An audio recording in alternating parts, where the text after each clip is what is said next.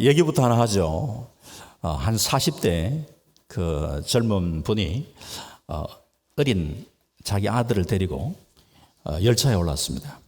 그런데 이 열차에 올라 앉아가지고는 계속해서 창문을 통해서 바깥을 내다보다가 아니면은 푹 고개를 숙이고 있고 이러는 사이에 함께 올라왔던 이 어린 아들이 이 열차 안에서 왔다 갔다 하면서 막 이렇게 분주하게 쫓아다니는 거예요. 그러니까 사람들이 짜증이 나잖아요. 아니, 아버지가 같이 데려왔으면은 애를 잘 보듬고 좀 이렇게 왔다 갔다 할 때에 그러지 말라고 제지를 하고 이래야 되는데 애가 뛰어다니는 것에 대해서는 전혀 관심이 없어요.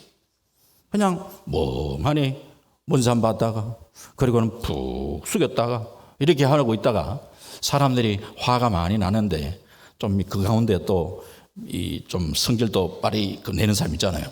그 한 분이 그분한테 얘기를 했어요. 여보시오, 보니까 참 아직까지 젊으신 것 같은데 애를 데리고 열차에 올라왔으면은 다른 사람 방해가 되지 않도록 좀 애를 좀 보듬고 그러셔야지. 지금 이렇게까지 오랫동안 왔다 갔다 하면서 애가 이 설치는데도 불구하고 그 애를 그냥 두면 어떡하냐 이렇게 얘기를 꺼내죠.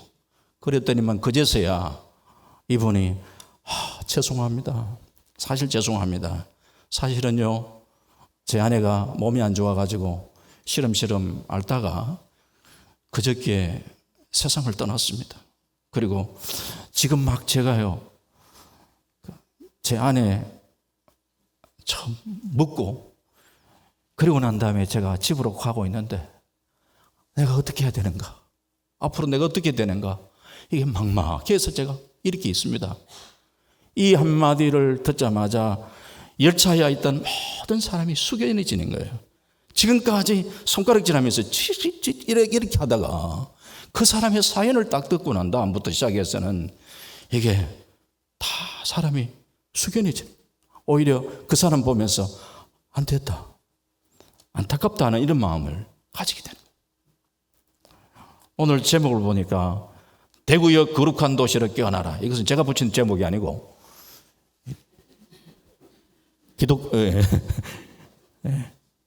대기총에서 붙여놓은 제목이고 보니까 부제가 올라오던데 부제가 진짜 제목이거든요. 극복해야 될 편견. 우리가 하나 되기 위해서 우리가 가지고 있는 편견의 이 벽을 뛰어넘어야 된다는 거죠. 하나님께서는 우리에게 하나님을 사랑하고 이웃을 내 몸과 같이 사랑하라고 말씀하셨는데 우리는 사랑해야 됨을 알면서도 내가 가지고 있는 선입견, 내가 가지고 있는 편견, 이것이 가로막혀 가지고 사람을 잘 품지 못할 때가 참 많습니다. 선교를 하는 이 일에 있어서도 이미 내가 가지고 있는 이 편견의 벽을 뛰어넘지 못하고 선교의 한계에 부딪힐 때가 많습니다. 믿음 안에서 우리가 하나 되기를 위해서 우리가 해야 되는 여러 노력 가운데 하나가 우리가 간직하고 있는 이 편견의 벽을 뛰어넘을 수가 있어야지 진정한 우리가 그리스도 안에서의 하나됨을 이루어 갈 수 있다. 저는 그렇게 생각이 되어집니다. 과거에 우리 민족을 향해서 다니엘 민족이라 그렇게 이야기를 하고 있습니다. 다니엘 민족. 하지만 이제는 다문화의 가족들이 엄청나게 우리나라에 들어오고 이제는 다니엘 민족이라는 그런 얘기들이 이제 많이 희석되어 있습니다. 다니엘 민족이 가지고 있는 많은 장점들이 있지만 또 한편에는 단점이 있습니다. 그것은 뭐냐? 다니엘 민족이다 보니까 우리는 나와 다른 것을 수용하는 것에 굉장한 어려움들이 많은 것을 보게 됩니다.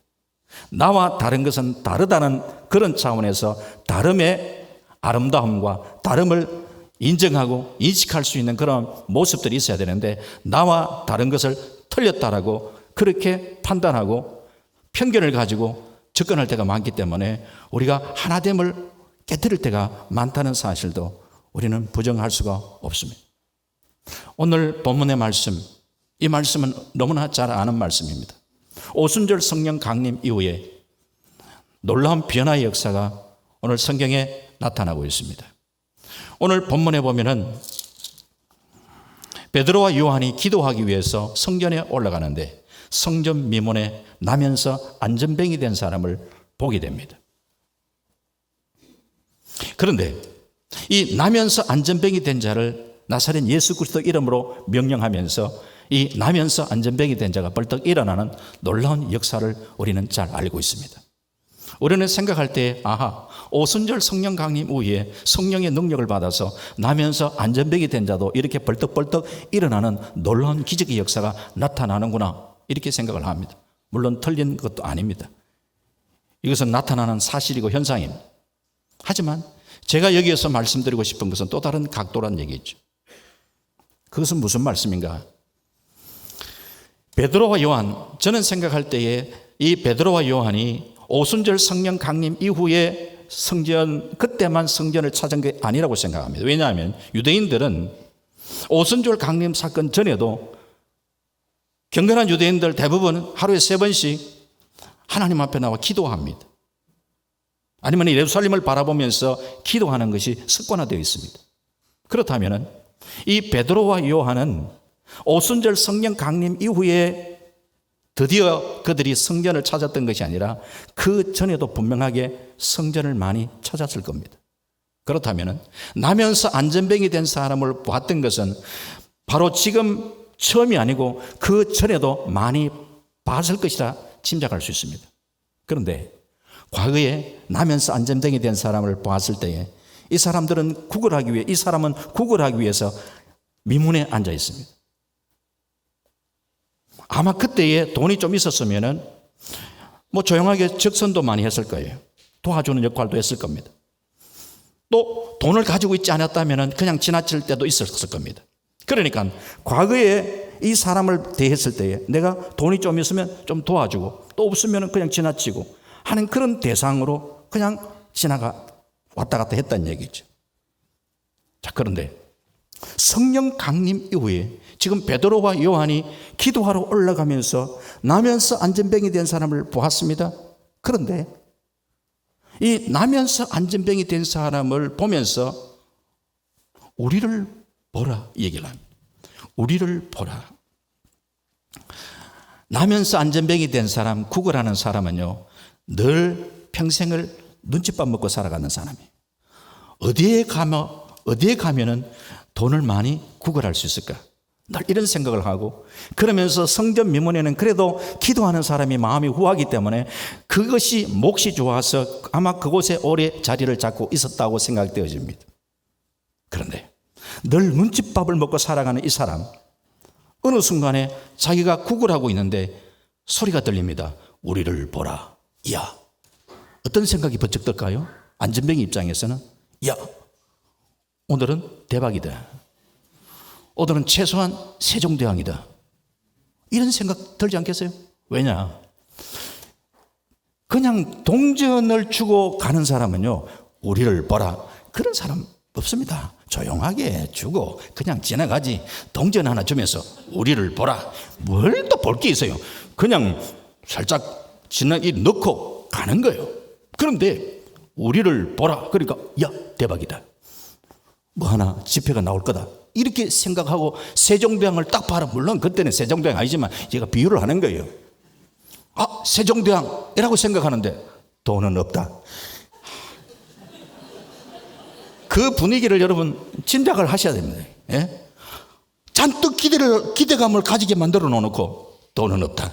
이게 이게 웃기네. 이런 마음이 확 들 수가 있는데 그때에 응가 그러면 내게 없지만 나사렛 예수 그리스도 이름으로 일어나 걸으라고 얘기를 합니다.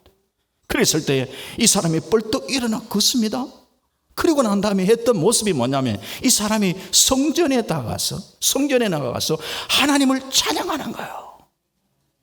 지금 뭐가 지금 바뀌었다는 얘기인가?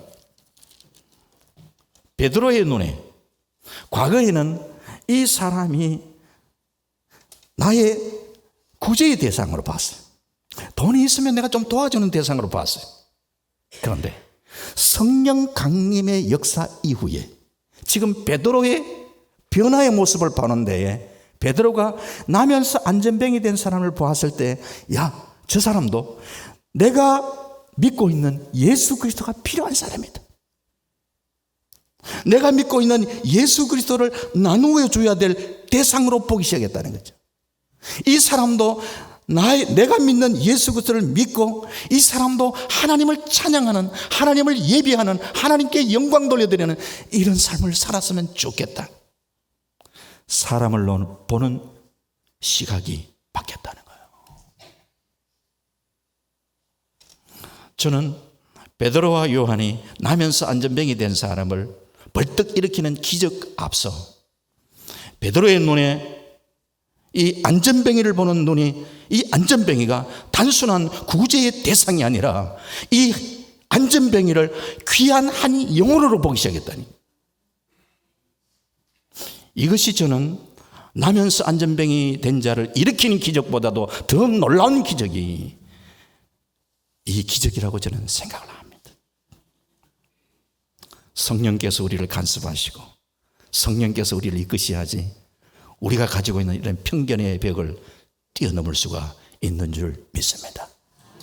오늘 우리 안에 성령의 강력한 임재하심이 있어서 우리가 생각하는 이런 편견의 벽들을 뛰어넘는 이런 역사가 우리 안에 있기를 주의 이름으로 축원합니다.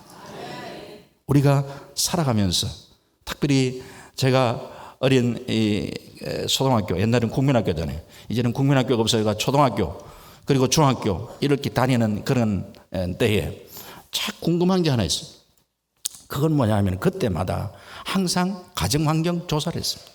왜 가정환경을 조사해야 되는지, 거기에 보면은 집이 전세인지 월세인지 아니면은 집의 규모가 얼마인지, 집에 피아노가 있는지 자동차가 있는지, 왜 그걸 적어야 되는지는 모르겠는데 어쨌든 적는 란이 있어요.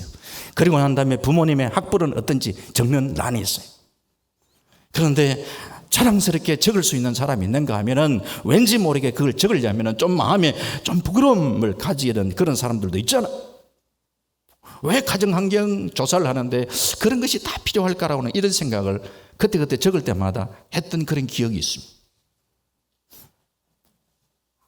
한 얘기가 있습니다. 어떤 중학생이 이제 옛날에 가정환경 조사를 해야 되는데 그때에 아버지가 뭘 했냐, 아버지가 뻥튀기 장사를 했네.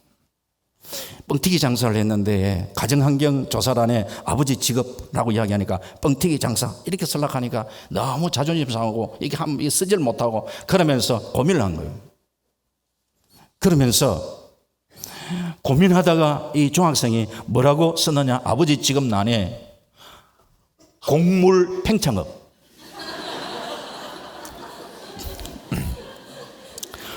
곡물 팽창업. 이야, 얼마나 고민했으면 그런 희한한 그런 답이 나올까?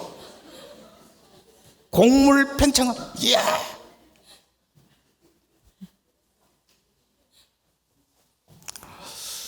이런 어떤 것들이 우리로 하여금 사람을 보는데 자꾸 편견을 가지기만 해요. 그런데 제가 초등학교의 장점, 좋은 점을 하나 이야기를 하려면요, 점수를 그 평가를 하는데 수미양가로 평가를 하는데 그게 가만히 보니까 내용이 괜찮은 것 같아. 그 평가의 내용이. 그 무슨 말인가 하면요, 우리가 잘하면 수자, 수 빼어날 수. 야, 빼어나다. 수. 우수하다. 야, 우수하다. 미, 아름답다. 아름답다. 미도 아름답다. 양호하다. 양호하다. 다음에 가능성이 있다. 이야, 옛날에 선생님들이 이야, 참 머리가 좋고 이 선생님들의 교육 방법이 참 좋구나. 아이들을 이렇게 나름대로 수미양가 이렇게 먹일 때도 나름대로 아이들에게 격려하고 이런 것들이 그 내용 속에 담겨져 있구나라고 이렇게 생각이 되어지더라고요. 오늘 우리 안에 이런 편견, 목사라고 그런 편견이 없을까요? 있을 때가 많습니다. 저는요, 오래된 얘기인데 2001년도에 처음으로 제가 안식년을 이제 교회에서 맞이하게 되었어요. 안식년을 맞이하면서 그때에 제가 교회에 부탁을 했습니다.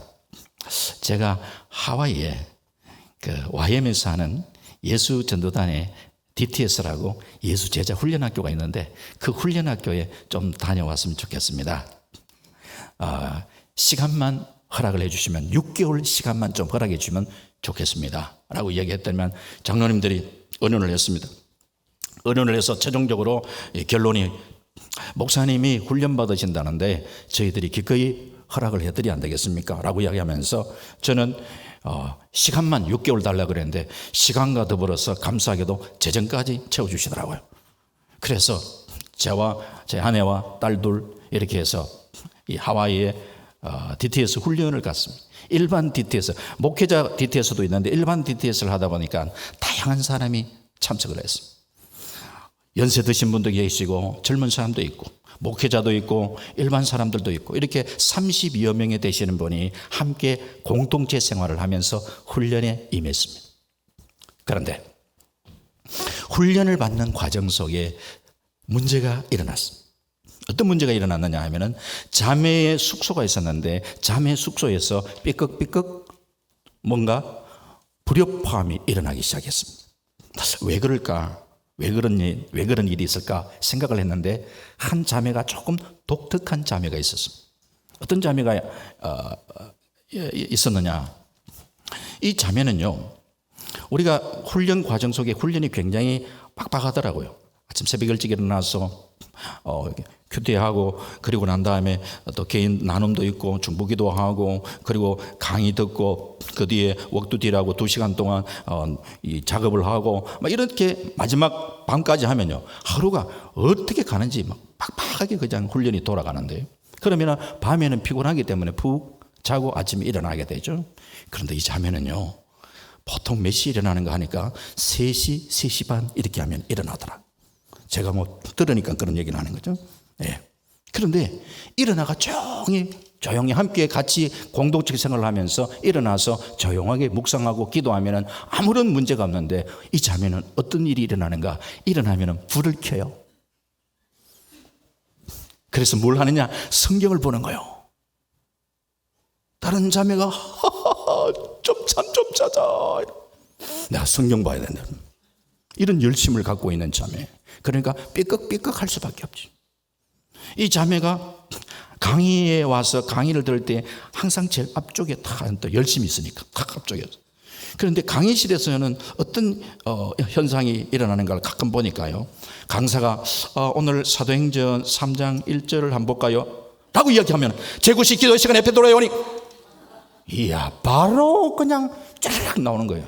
성경이 언제 찾았는지 이야 빨리 성경 찾는다 이렇게 생각이 들다가 여러분 매 시간 강의 때마다 그런 일이 반복된다 생각해 보십시오. 어떤 마음이 들까요? 아 별종이다 이런 생각이 들어요. 별종이다.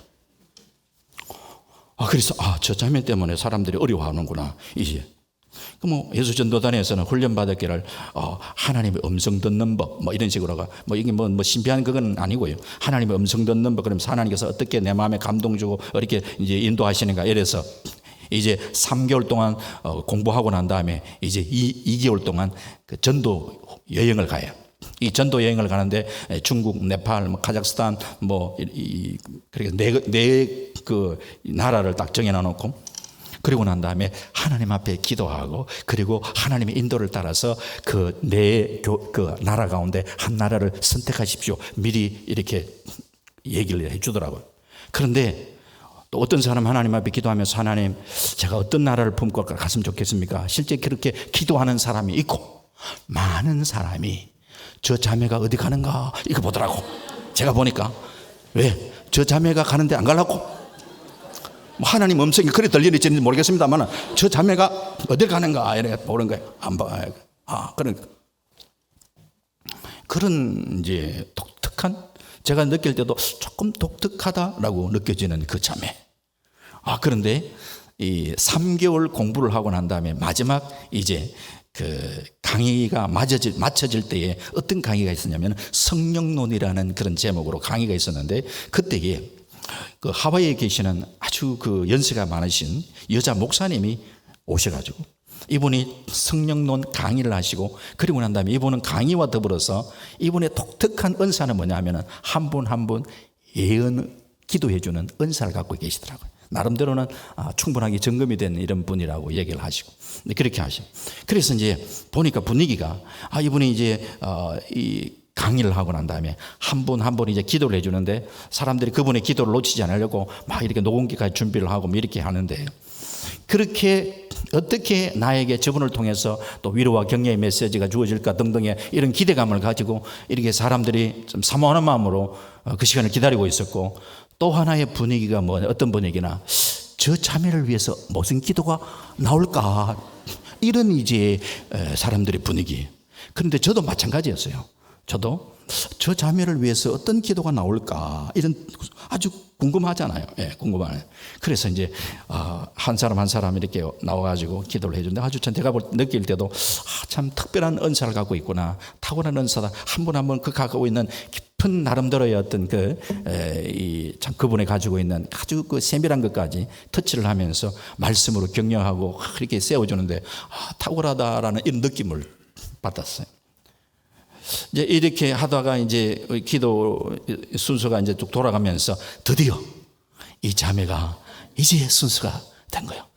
분위기가 벌써 알잖아요. 다들 사람들이 이렇게 관심을 가지고 이렇게 보더라고. 이렇게 막 자기 일이 아닌데도 막 이렇게 막 관심을 가지고 이렇게 이제 자매가 탁 오는데, 이제 진다니엘이라는 여자 목사님도 굉장히 인자하게 생겼고 연세 굉장히 많아요. 지금은 돌아가셨는지 정말 모르겠습니다만, 보기도 굉장히 인자하신 분인데, 그 자매가 이제 가까이 왔습니다. 와서 기도해 줍니다. 기도해 주는데 처음 기도가 평소와 좀 다르더라고요. 역시 심상치 않다. 원더풀, 원더풀 이렇게 시작하는데, 야, 심상치 않다. 이거 왜 뭐. 그런데 이 기도를 하는데요, 이 기도의 내용이 어떠냐 하면, 오 하나님, 여기에 아름다운 진주를 허락하심을 감사합니다. 오 하나님, 여기에 아름다운 보화를 하나님 허락하심을 감사합니다 라고 이야기하는데, 이야, 30여 명의 나름대로 기도를 해주는데, 제가 느낄 때는 가장 많은 축복을 받았던 자매가 그 자매라고 나는 느껴지더라고. 깜짝 놀랐죠. 그 기도를 들으면서 나는 별종인 줄 알았는데 자매가 진주였네. 그런데 왜 우리는 별종으로 생각했을까? 이런 생각을 가지면서 그 자매가 어떤 자매인가를 궁금해지기 시작하는 거예요. 그래서 이래저래 물어봤더니만 이 자매는요, 예수를 믿은 지가 얼마 되지 않아요. 직장생활을 하다가 예수를 믿었는데, 예수를 만나고 난 다음에 이 자매가 예수님이 너무 이렇게 감동을 받고 은혜를 받고, 그러면서 내가 이 예수님을 어떻게 하면 더 알 수 있을까? 내가 좀 더 어떻게 하면 내가 믿음이 좀 더 자랄 수 있을까? 이 생각을 가지면서 아마 그 자매도 추천을 받았는데, 하와이에 이 DTS 훈련을 아마 누구한테 소개를 받고, 그래서 자기가 지금까지 직장생활을 하면서 모아놨던 모든 돈을 거기에 다 올인한 거죠. 그러면서 나는 이번 기회에 주님을 더 깊이 만나야 된다. 나는 이번 기회에 누가 뭐라 하더라도 나는 내 믿음이 자라야 된다라는 이 하나의 열망을 가지고 나와가지고요, 매 시간마다 이 강의에 강사분이 성경 구절 한 구절 얘기하면은 바로 그냥 반응을 하면서 그렇게 반응을 했었고, 숙소에서 잠을 잘 때도 왜 피곤하지 않겠습니까? 그런데도 불구하고 일찍 일어나서 말씀을 보는데, 아직까지 이 자매는 너무 신앙의 연조가 어려가지고 따듬어지질 못한 거야. 따듬어지지 못했지만서도 이 자매가 보아였는데, 우리는 따듬어지지 못했던 그 모습 바라보면서 저 별종 봐라, 저 별종, 이렇게 이야기한 거야. 그 별종이 아니라 하나님 보시기에는 아직까지 좀 덜 닦여져 있지 진주라는 거야, 진주. 제가 얼마나 개인적으로 충격을 받았는지. 하나님, 목사가 사람을 볼 때도 이렇게 편견을 가지고 사람을 보는데, 주님, 제가 사람을 볼 때에 하나님이 보시는 시각을 가지고 사람을 볼 수 있는 이런 마음을 주님 허락해 주시기를 원합니다. 그렇게 말씀을 보다가 보니까, 이야, 성경에 제사장이 있고 대제사장이 있는데, 대제사장은 의복이 다르고 대제사장이 입는 가슴에 흉패가 있는데, 거기에는 보니까 12보석이 박혀져 있고, 그 12보석은 이스라엘 12지파를 상징하고, 어깨에도 보석이 새겨져 있는데 6지파 그 이름이 새겨져 있는데, 이건 어떤 의미일까? 제사장의 마인드를 갖고 살아간다는 건 어떤 것인가? 이 12지파 얼마나 예를 많이 먹였는데, 뭐 하면은 불평하고 원망하고, 모세를 원망하고 하나님을 원망하고 있던 이 이스라엘 12지파, 정말 별종이들이지만서도 하나님은 제사장들에게 그들이 보하다, 그들이 보배다, 이 보배라는 그런 의식을 가지고 그들을 이스라엘 12지파를 네 어깨에 메고 책임져라. 그리고 네 가슴에 12보석 12지파를 새겨가지고 그 12지파, 그렇게 말썽 많이 피우는 12지파가 보하다, 진주다, 보석이다, 이런 마음을 가지고 보좌 앞에 나와 기도할 줄 아는 것이 제사장의 마인드다. 베드로전서 2장 9절에 우리의 부르심은 왕같은 제사장의 부르심인데, 주님, 오늘 우리가 왕같은 제사장으로서 부름받은 저들이 이런 편견의 벽을 좀 뛰어넘을 수 있도록 도와주시기 원합니다.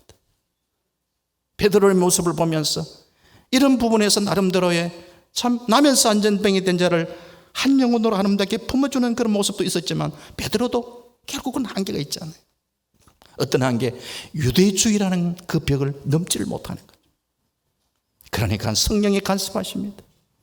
어느 날 기도하는 데에 하나님께서 고넬료를 간섭하시는데 천사를 통해서 네 구제와 네 기도가 하나님께 상달되었다. 그러면서 저 요바에 가면 베드로라는 사람이 있는데 그 베드로를 청해라. 그래서 신실한 종을 요바에 보내게 되고, 그때 마침 베드로는 기도하는데 하늘에서 뭔가 보자기 같은 것이 환상 가운데 묵 내려오는데 거기에 유대인들이 먹을 수 없는 것들이, 부정한 것들이 있습니다. 시장한 데에 그때의 음성이 들립니다. 베드로야 먹어라. 주여 그럴 수 없나이다. 베드로야 먹어라. 주여 그럴 수 없나이다. 베드로야 먹어라. 주여 그럴 수 없나이다. 3번이나 그런 음성이 들려질 때에 거절은 했지만서도 이상하다. 도대체 이게 뭘까? 이게 뭘까라고 생각하는데, 마침 그때 그 타임에 문을 두드리는 사람이 있습니다. 그때 성령이 베드로를 간섭하시면서 저 사람 따라가라.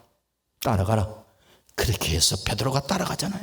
이게 무슨 일일까 하면서 따라가는데, 이방인의 가정에 성령이 그렇게 역사하지 않았다면 이방의 가정에 가지를 못했을 텐데, 성령이 역사하시니까 고넬료의 가정에 가버렸더만, 이야, 벌써 이 일가 친척들을 모셔놔놓고 베드로가 오자마자 막 굽벅 엎드리니, 나도 사람이다 그러지 마라고 이야기를 하는데, 베드로가 설교를 시작하는 데에 사도행전 11장 15절에 보면 설교가 한참 하다가 뭐 성령이 임한 것도 아니고, 말씀을 시작할 때, 그냥 막 말씀을 시작할 때, 그때에 오순절 성령 강림 역사에 비슷한 그런 성령의 역사가 고넬료의 가정에 임하면서 베드로가 깜짝 놀라는 거예요. 이야, 이방인의 가정에도 회개의 성령의 역사가 임하는구나. 그걸 예루살렘 교회에다가 자기가 경험했던 것을 얘기하고 이야기해도 이 사람들의 그 참 편견의 벽을 뛰어넘지 못하고 있는 이런 가운데에 결국은 하나님께서 이방의 사도로 누구를 준비하느냐? 사도 바울을 준비할 수밖에 없는 상황에, 그래서 사도 바울을 준비하는데, 바울도 이방인의 사도로 부르심을 받았지만서도 아직까지 바울도 뛰어넘지 못하는 것은 유대주의의 그 편견을 바울도 사실은 가지고 있었습니다. 어디에서 할 수 있느냐? 1차 전도 여행을 하는 데에 1차 전도 여행은 거기가 회당 중심이었어요. 회당 중심이라는 것은요, 유대인들은 이 바빌론 포로 생활 청산 이후에 그들은 회당 중심의 그 문화가 형성되면서 남자들 10명 이상만 되면 회당을 지어서 회당 문화가 그들에게 있어서는 이어지고 있었는데, 회당이라는 것은 유대인들이 회당 중심의 삶을 살자. 그러면은 1차 전도 여행하면서 전도의 그 지역은 다르지만서도 결국은 회당 중심으로 다니는 것은, 바울도 먼저 자기 동족 유대인에게 먼저 복음을 전합니다. 2차 전도 여행을 할 때에 한 번 전도했던 곳 다시 한 번 더 살피려고 하는 이런 마음을 갖고 있습니다. 그리고 그 연약한 자를 세워주려고 하는 그런 마음을 갖고 있었는데, 성령께서 간섭을 하시고 마게도니아 사람의 환상을 보게 하는 거예요. 마게도니아 사람이 우리에게 와서 복음을 좀 전해달라고 그렇게 얘기를 하는 거예요. 그래서 자기는 그게 아닌데 성령이 계속해서 그렇게 간섭하시니까 이게 뭘까 하면서 그렇게 순종하면서 마게도니아의 첫 도성 빌립보로 가게 되는 것이죠. 이제 유럽으로 방향을 턴하면서 빌립보에 가서는 회당이 없으니까 그제서야 여기에 기도할 처소가 되는가, 기도의 처소를 찾게 되고, 기도의 처소를 찾다가 누구를 만났냐, 루디아라는 자주장사 루디아를 만나서 루디아가 이 바울이 전하는 복음을 받아들이면서 자기 가정을 오픈하게 되고, 그래서 빌립보 교회가 세워지는 조석이 루디아를 통해서 이루어지는 이런 역사가 일어나고 있는 거죠. 바울도 처음에는 이런 자기 민족, 자기 동족, 유대주의 이것을 극복하지 못하는 그 가운데 성령이 간섭하시니까 이것의 편견의 벽을 하나씩 뛰어넘으면서 땅끝까지 복음을 전하는 이런 역사가 전개되고 있는 것을 우리는 보게 되는 것이죠. 사랑하는 성도님, 우리가 4월 첫째 주 부활절 참 연합으로 해서 우리가 모이는 이 모임, 서울도 뭐 인구는 훨씬 많지만서도 지역별로 이렇게 나눠지니까 전국에서 일단은 사실은 제일 많이 모이는 곳은 지금 현재는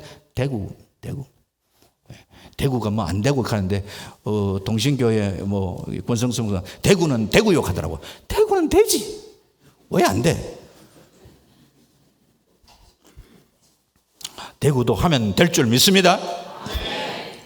오늘 우리가 함께 연합 예배를 드릴 때 이런 교단의 벽, 이런 편견의 벽, 좀 이런 것들을 뛰어넘으면서 성령 안에서 예수 그리스도를 나의 주님으로 우리가 고백하고 있다면 이 그리스도 안에서 성령의 하나 되게 하심을 함께 힘쓰면서 함께 모여서 부활의 영광을 찬양하고 높여드릴 때에 믿지 않는 사람들이 바라볼 때에 야, 저 사람들 뭐 하느냐?